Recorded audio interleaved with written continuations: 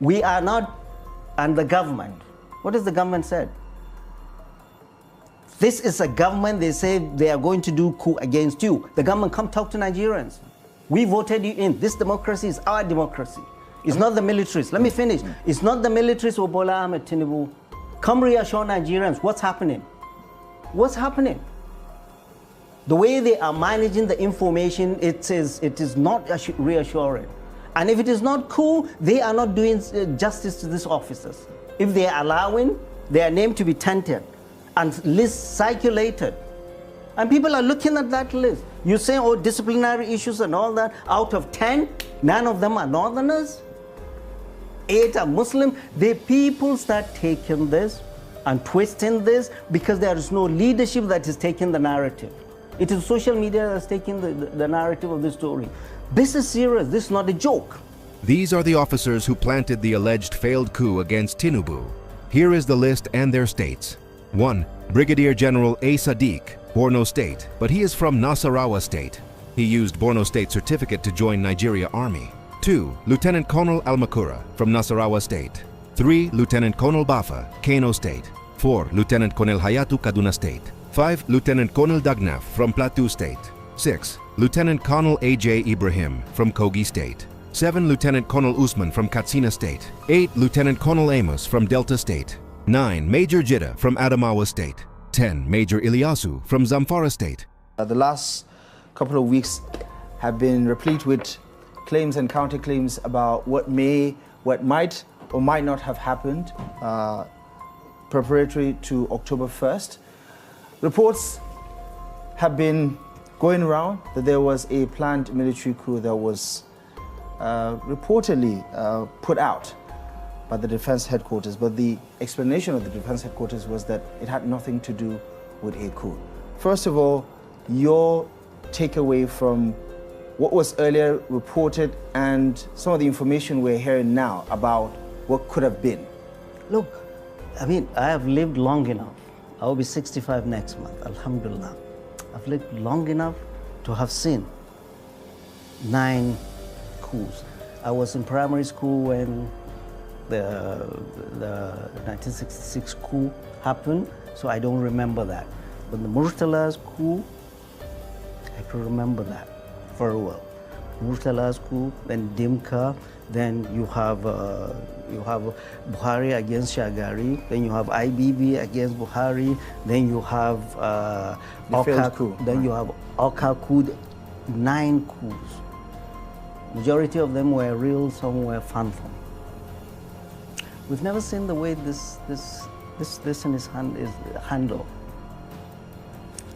Social media has taken over the narrative from the army.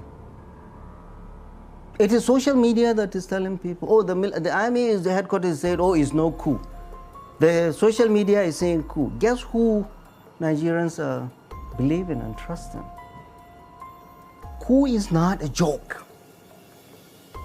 But the way the defense headquarters is managing this is incompetent and is not reassuring to people. You don't think the explanation makes sense? Okay, you tell me, what did they say? Disciplinary and stagnation of rank? Right. Come on, my friend. I've had friends who are major generals that are retired. Disciplinary issues are taken care of the unit level. You have Defense Intelligence Agency taking care of disciplinary issues. You think something is amiss? Look, what I'm saying is that what they have done is raise more questions than answers. What they told us is not adding up. They are telling us disciplinary issues. Well, does the DIA take care of disciplinary issues, for goodness sake? Stagnation of promotion. Does the DIA take care of stagnation of rank? And they are telling us, is this mischief or what? And the military is not talking. And we're hearing this all from social media, which is an indictment on the military. Social media is telling us that with the picture of the National Security Advisor, that most of these arrested officers were from his office. Come on, man. what operational command and capacity do troops or soldiers in the Office of the National Security have? Do they even have guns there? But isn't there a high probability, Prof, let me finish. that people could be commenting on something they have very little information about? Then, look, during the military, you continue to say this nonsense, knowing the importance of this, they will get you to come and tell the truth. You don't keep telling about this nonsense when this is a serious issue. Officers have been arrested. They have families. The country is on tenterhook. That there's going to be a coup. That's what they are saying. The military is saying discipline, or is saying this, and then they are putting the picture of the National Security Advisor. National Security Advisor, how many soldiers do they have? And what are they going to do? What capacities do they have?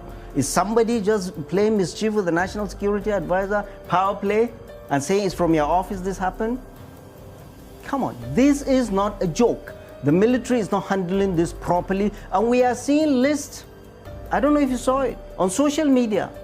List of soldiers, of officers, you don't seem too worried about the possibility of misinformation, because a good percentage of the information on social media is from the misinformation loop. Okay, look, then what is the military telling us? What is the military telling us? Oh, they said, oh, it is disciplinary issue. Oh, it is this. Oh, it is this. Oh, and then they keep quiet. We've seen how coups were managed. I mean, given that all past military coups against civilian administrations were somewhat successful, wouldn't you say that what we're being told right now, that on face value, Nigerians should take it, what the defense headquarters is saying, what the federal government is saying, to double down on this? No, federal government is saying nothing. The military is telling us that, oh, don't worry, Nigerians, just go ahead. These officers are for disciplinary issues. So we should go to bed. But in the past, the leadership of the military have also re-echoed and restated their support for Nigeria's democracy. Yeah, that is the politics. That is what you should be miming. What I'm saying is that, does that reassure Nigerians? I'm saying this is not mature, this is immature, this is not reassuring to Nigerians, and neither is it doing well to the families of these officers. They have families. They are there sitting. If it is disciplinary or something, they are painting them with coup. They are saying, a former governor, the son of this, the son of, for goodness sake, if you have a family member, is that the way you want to hear the news? What would it take to convince you, Prof, that there was no coup plan? No, the military should come and talk to us. I mean, they would say they have said enough. They haven't said enough.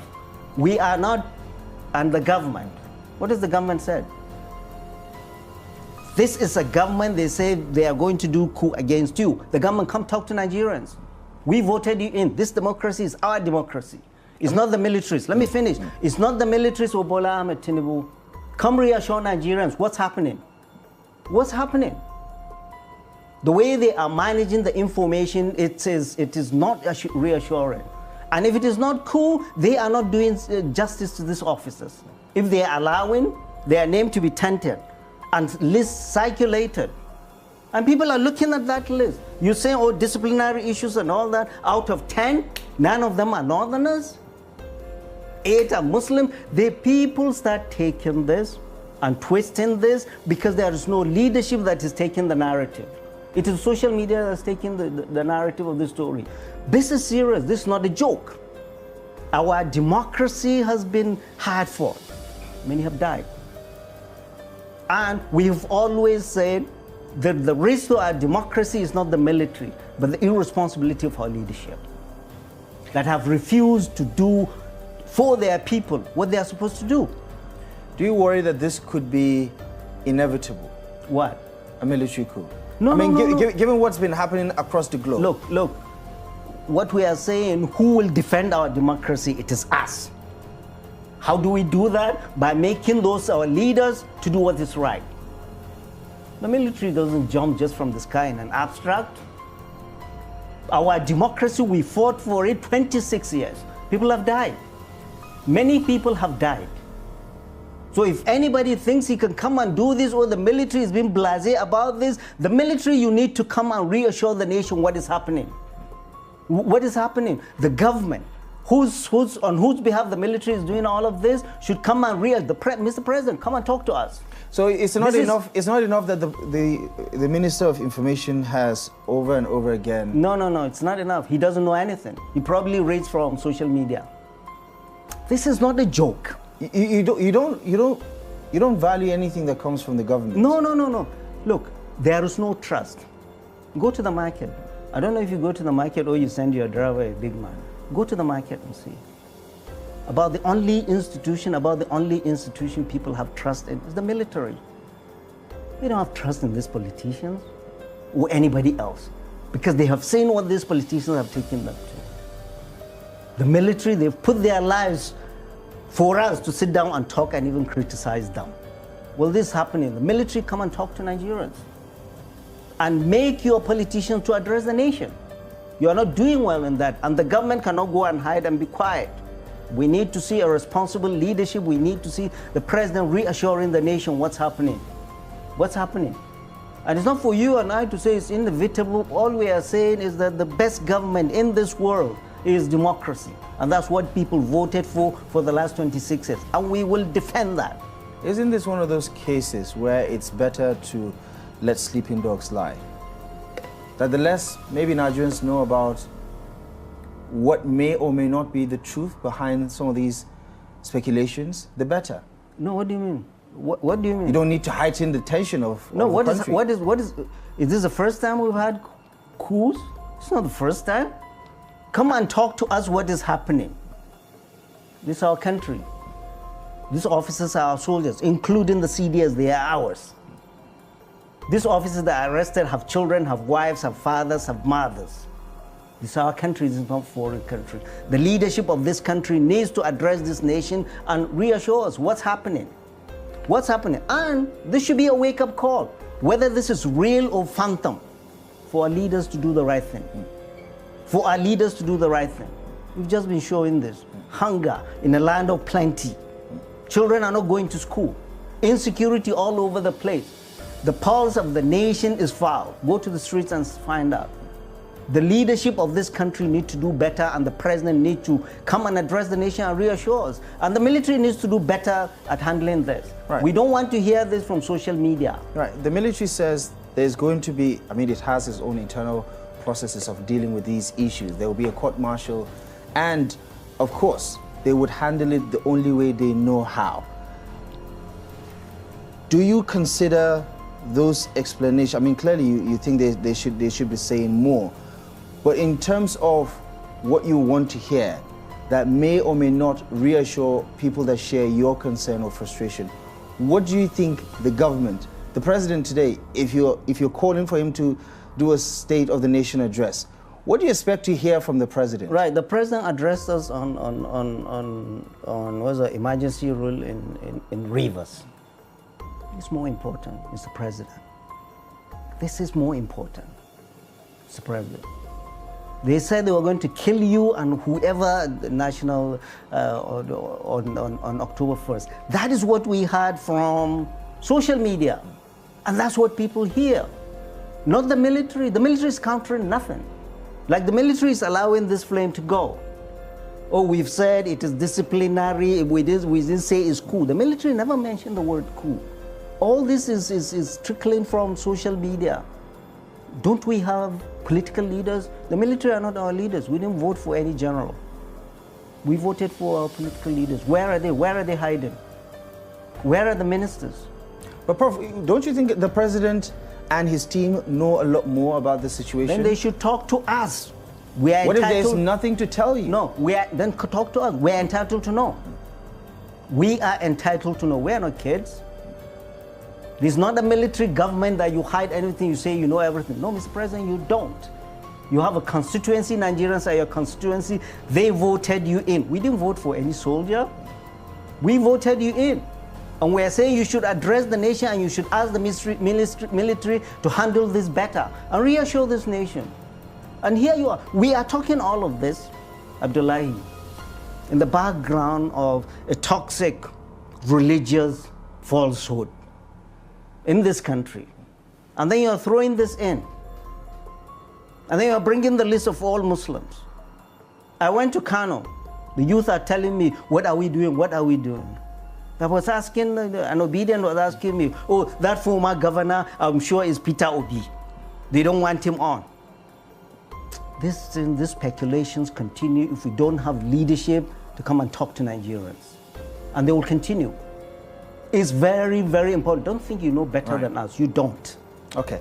As you did say, it begs for a lot of answers, but the more you talk about situations like this, you feel there are so many unanswered questions. For want of time, Prof, we're going to have to end the conversation here. Thank you so much for joining us on Daily Politics. I appreciate you for stopping by as always.